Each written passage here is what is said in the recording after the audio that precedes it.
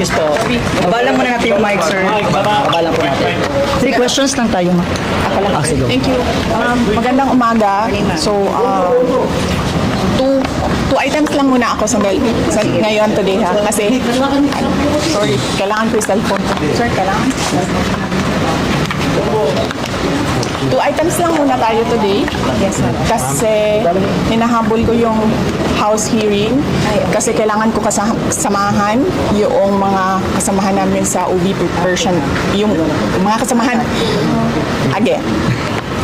2 items lang muna tayo today dahil kailangan ko samahan sa house hearing yung mga OVP personnel na nandoon. Magbigay lang muna ako na first item is magbigay ako ng update kay Yusek Zulaika Lopez.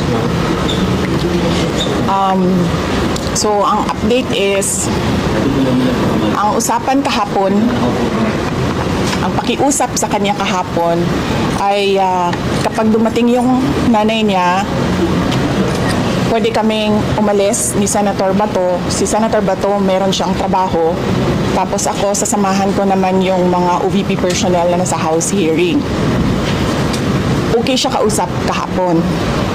Kanina, umaga, habang naghahanda ako, nagpaalam na ako sa kanya. At kung ano yung napag-usapan kahapon, inulit ko lang. Meron akong nabanggit na baka papasok sa detention yung dalawa doon. At sinabi ko sa kanya, kailangan ko din silang samahan. Nagsimula na siya umiyak.